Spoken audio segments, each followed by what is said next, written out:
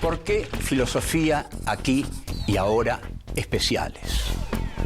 Hay temas insoslayables de pensar, de reflexionar y ofrecer nuestra propia interpretación de los hechos históricos.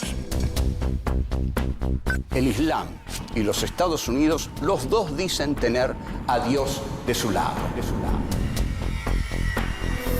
La guerra del Paraguay es un genocidio silenciado. Había que liquidar al Paraguay. El Paraguay de Francisco Solano López. Vamos a hablar de literatura y política para pensar el compromiso del escritor. Los ejemplos de Sartre, Rodolfo Walsh, como el Eternauta de Oestergel que dice: desde ahora estamos solos, completamente solos. ¿Quiénes pensaron la Argentina de otra manera?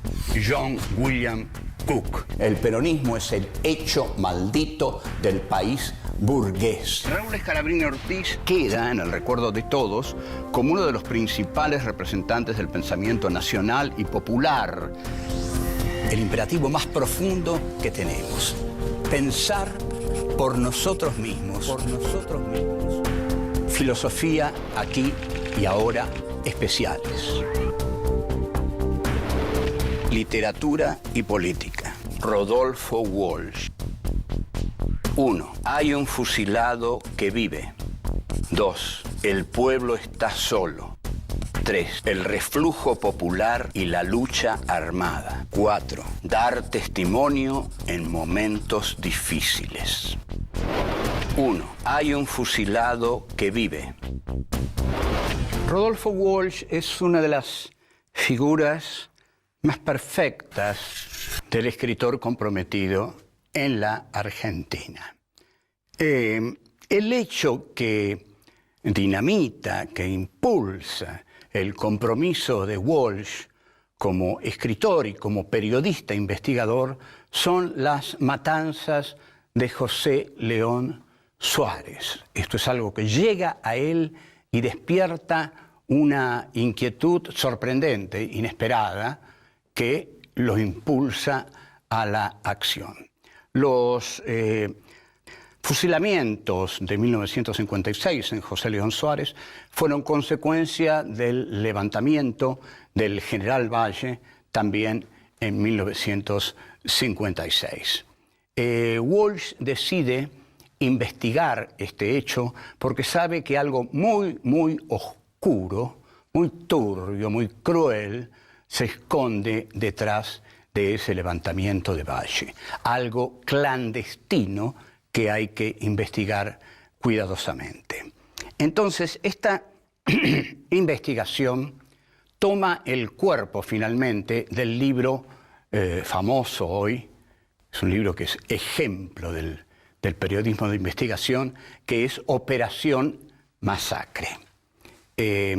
Operación Masacre inaugura un nuevo género que también, sin conocer a Walsh, habrá de inaugurar en Estados Unidos Truman Capote con su novela sobre A Sangre Fría, sobre el asesinato de esa familia a manos de dos jóvenes asesinos.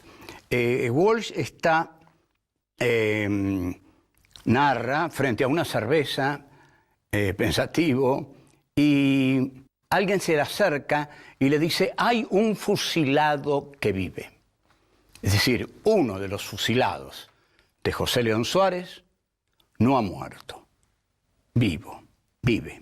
A partir de ese momento, Rodolfo Walsh no puede pensar en otra cosa, como todo auténtico creador, como todo auténtico investigador, periodista y hasta humanista. ¿Quién es ese fusilado? ¿Dónde está? ¿Cómo encontrarlo? Este es un nuevo compromiso en Walsh, porque Walsh antes escribía ficciones policiales clásicas. La ficción policial clásica es la que nace en Inglaterra como la novela policial de enigma, que su clásico más perfecto es el de Arthur Conan Doyle, Sherlock Holmes. Todos ustedes conocen a Sherlock Holmes, se han hecho más películas de Sherlock Holmes que de Drácula. El primer libro de Walsh, que escribía mucho en las revistas Leoplan y Belea, se llama Variaciones en Rojo. Hay tres cuentos largos, tres novelas, que componen Variaciones en Rojo.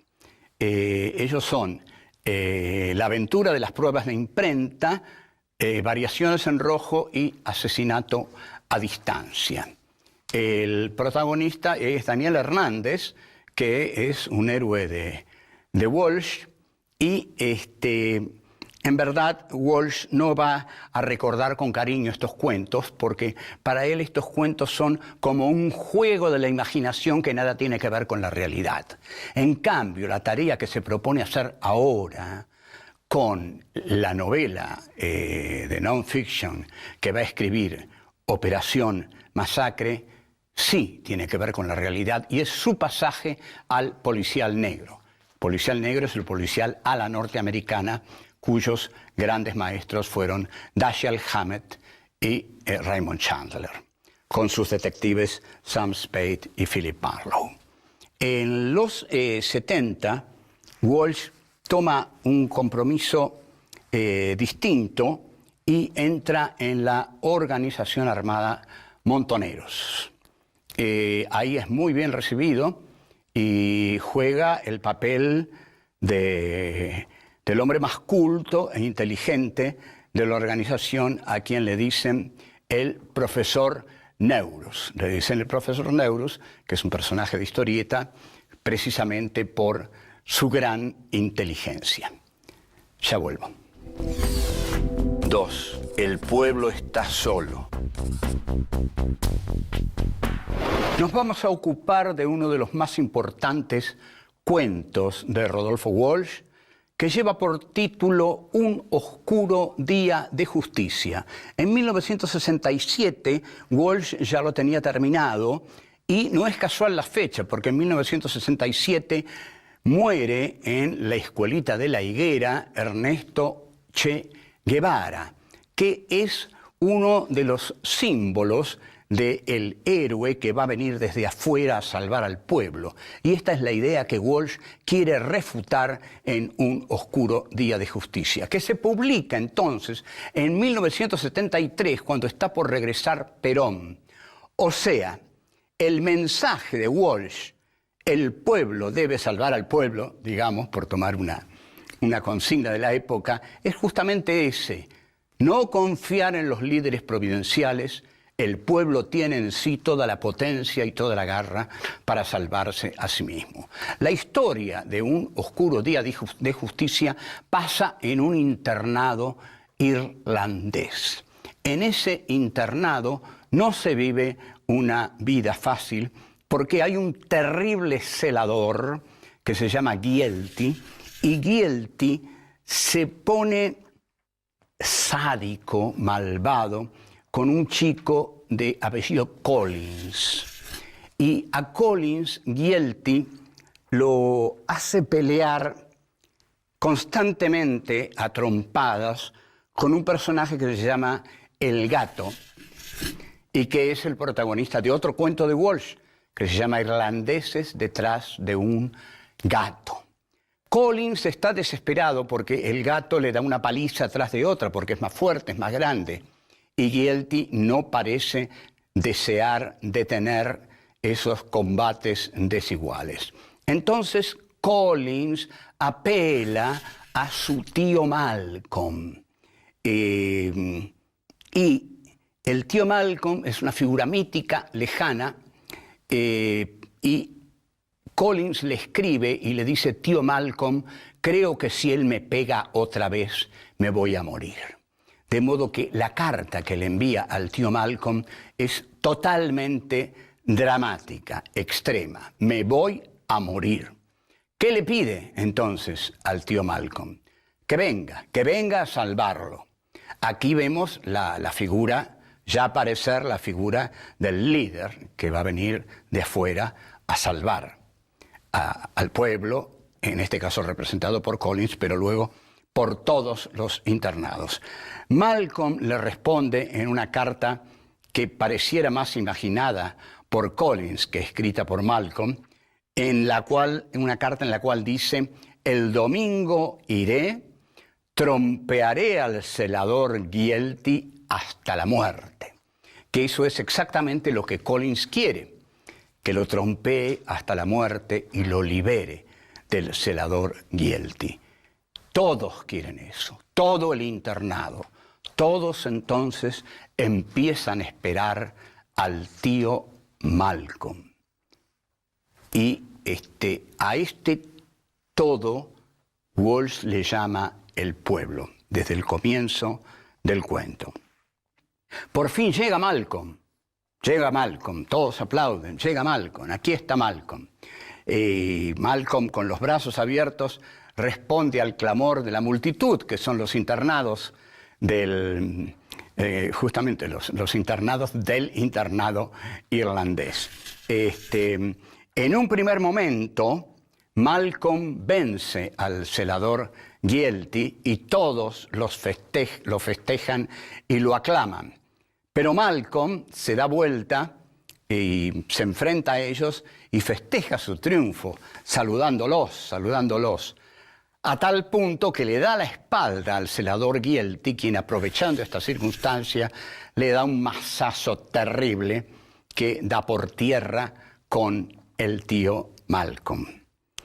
Entonces, cuando el tío Malcolm cae y cuando Gielty se retira, el pueblo se da cuenta de que está solo y que debe pelear por sí mismo. Nadie va a pelear por mí, dice el pueblo. Yo, el pueblo, tengo que pelear por mí mismo. No debo esperar líderes providenciales, porque toda posible liberación está en mis manos. Dentro del contexto en que aparece el cuento, que es el regreso de Perón, lo que está diciendo claramente Walsh es, bueno, vayan, busquen a Perón, viven a Perón, hagan lo que quieran con Perón, pero recuerden, Perón no los va a liberar. Nos vamos a liberar solos. Perón no es un ángel del destino que baja de ese avión negro para liberarnos a todos. No, nos tenemos que liberar solos. La causa de nuestra propia liberación está en nuestras propias manos. Vuelvo. 3. El reflujo popular y la lucha armada. Luego de Operación Masacre, Walsh se concentra en otro texto que va a ser fundamental en la misma línea. Este texto comienza a aparecer en el periódico CGT de los argentinos, la CGT que dirigía Raimundo Ongaro. Tiene un enorme despliegue en los ambientes universitarios y confieso que, entre tantos otros alumnos, yo repartía el periódico de la CGT entrando a distintas aulas, siendo muchachos, compañeros, el periódico de la CGT, y algunos lo agarraban y otros me mandaban a otro lado. Bueno, pero la CGT de los argentinos fue un gran momento para el sindicalismo argentino. Ahí estuvo Walsh y ahí empezó a publicar ¿Quién mató a Rosendo?, con el típico título de ¿Quién mató a Rosendo?, del ¿Quién mató?, de la policial clásica, que se llama Who Done It?, ¿Quién lo hizo? Es de 1968 y es un texto en el que opone al bandorismo, un texto opuesto al bandorismo. En ese momento Bandor representaba para los sectores revolucionarios del peronismo el ala conciliadora, el ala negociadora, el ala pactista, el ala burocrática, en fin, lo peor. O sea, contra él está escrito ¿Quién mató a Rosendo? En la pizzería La Real de Avellaneda, en 1966, es asesinado Rosendo García. Este es el punto de partida del libro de Walsh, que es realmente una investigación tan delicada como la de Operación Masacre. Quizás mejor escrita, quizás no tan documentada, pero ahí ahí está ese texto que queda y es muy importante. Ahora, no solo sobre esto escribe Walsh, porque es un escritor integral, Walsh.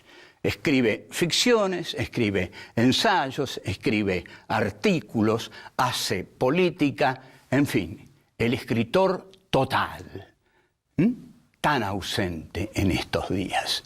Uno de los cuentos que escribe es Corso. Corso es un cuento divertidísimo que demuestra que Walsh, y me lo han dicho quienes lo conocieron de cerca, era un tipo muy divertido, era un tipo muy jodón, realmente muy divertido. Y el cuento Corso es dos locos muchachos que van a un corso, ¿no?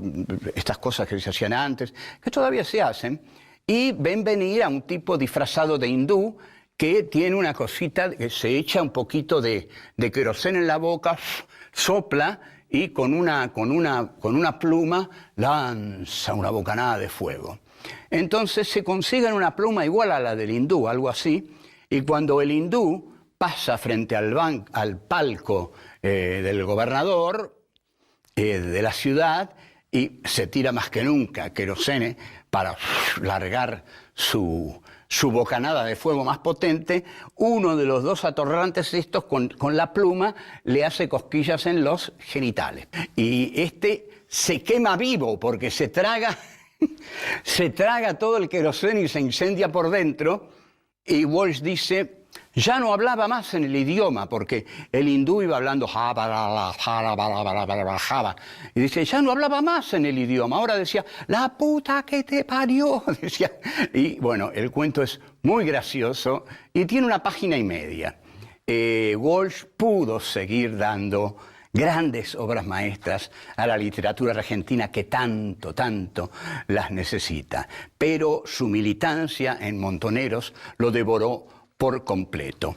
Perón muere en 1974 y a partir de ahí comienza una violencia de aparatos entre Montoneros, que pasa a la clandestinidad, y las bandas clandestinas del gobierno de Isabel Perón. Walsh señala que ante el reflujo popular no puede haber violencia, algo tan elemental que cualquiera lo debió haber entendido. Cualquiera lo debió haber entendido. Pero bueno, no se entendió. En este sentido discute con la cúpula de Montoneros. La discusión es muy fácil. Si nosotros entramos al peronismo para contar con las masas del peronismo, o sea, para que la violencia del aparato montonero, del aparato armado, estuviera anclada en las masas peronistas, que tuviera como base las masas peronistas, ahora que no están las masas peronistas, que las masas peronistas se han vuelto sobre sí mismas, y han vuelto a sus casas, porque nada más alejado de las masas que la violencia de las metralletas. Ahora, dice Walsh, hay que también recluirse. El reflujo de las masas debe ser nuestro reflujo. No le hacen caso, continúan, y la represión de la dictadura se hace cada vez más feroz. Walsh rompe con los montoneros.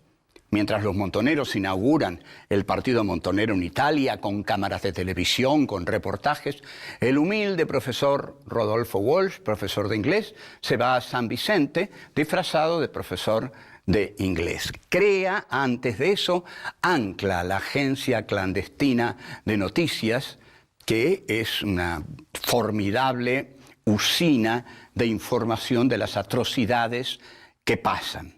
Las atrocidades que pasan eran conocidas por todos, pero no hasta tal extremo. Pocos llegaron a adivinar la inmensidad del horror y de la crueldad. Walsh sí, y en este sentido la agencia de noticias clandestina Ancla cumplió una función, pero Walsh cumplió esa función desde la Argentina, desde San Vicente, solo y preparando su obra maestra, la carta de un escritor a la Junta Militar. Vuelvo. 4. Dar testimonio en momentos difíciles. La carta de un escritor a la Junta Militar es de una admirable precisión ante todo. La Junta Militar en 1977 cumplía un año de su asalto al poder. La carta de Rodolfo Walsh tiene dos partes. En la primera parte describe las atrocidades humanitarias de la Junta y en la segunda parte es la parte económica. En la parte en que describe las atrocidades que la Junta comete contra los derechos humanos de las personas, describe con una minuciosidad increíble, terriblemente informado para un hombre en 1977, escribe 15.000 desaparecidos, 10.000 presos, 4.000 muertos, decenas de miles de desterrados, son las cifras desnudas de ese terror que ustedes han implantado. Y colmadas las cárceles ordinarias, crearon ustedes en las principales guarniciones del país virtuales campos de concentración donde no entra ningún juez, abogado, periodista u observador internacional. Eran los campos de concentración cerrados que llegaron, según cálculos de Pilar Calveiro, en Poder y Desaparición, a 340 campos de concentración en la Argentina. Sigue Walsh, el secreto de los procedimientos invocados como necesidad de investigación convierte a la mayoría de las detenciones en secuestros que permiten la tortura sin límite y el fusilamiento sin juicio. Si nadie sabe dónde está detenido el detenido, la tortura puede extenderse ilimitadamente. La segunda parte, que es la parte económica de la carta a la Junta, Walsh dice: estos hechos que sacuden la conciencia del mundo civilizado no son, sin embargo, los mayores sufrimientos que han traído al pueblo argentino. El mayor sufrimiento es la miseria planificada. O sea que para Walsh los mayores sufrimientos son la matanza estructural debida al plan económico de Martínez de Hoz. Hace un análisis contundente de la política económica de la dictadura, porque tiene todos los elementos para hacerla. Es notable el manejo que tiene tanto en los datos de los derechos humanos como en el análisis de la economía. Y la carta tiene un final realmente conmovedor. El ejemplo del escritor comprometido. Dice: estas son las reflexiones en el primer aniversario de su infausto gobierno que he querido hacer llegar a los miembros de esa junta. Y aquí es donde dice: sin esperanza de ser escuchado, con la certeza de ser perseguido, pero fiel al compromiso que asumí desde hace mucho tiempo de dar testimonio en tiempos difíciles.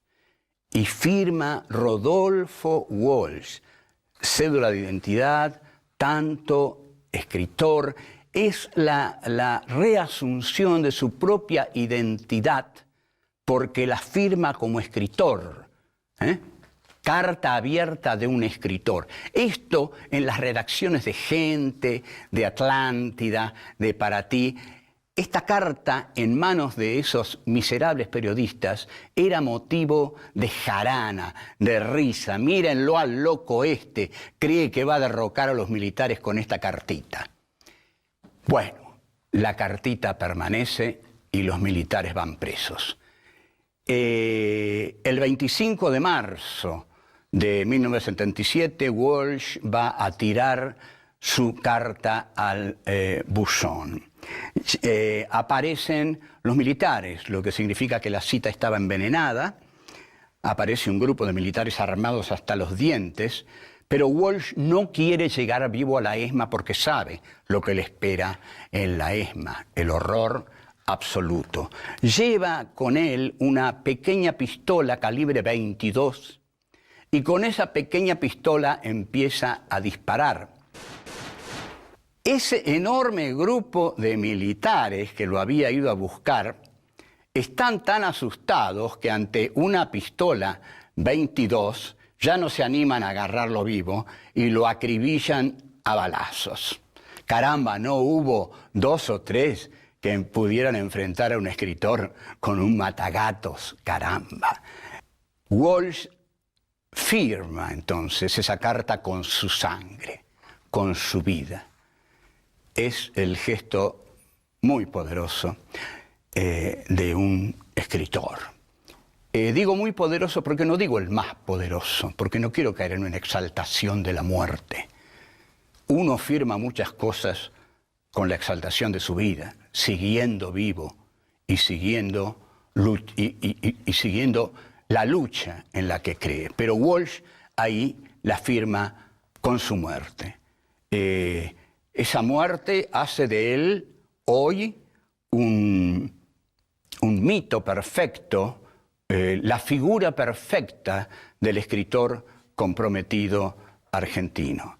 Se la jugó a fondo, escribió esa carta maravillosa y la firmó Rodolfo Walsh, escritor, que ha decidido dar siempre testimonio en momentos difíciles.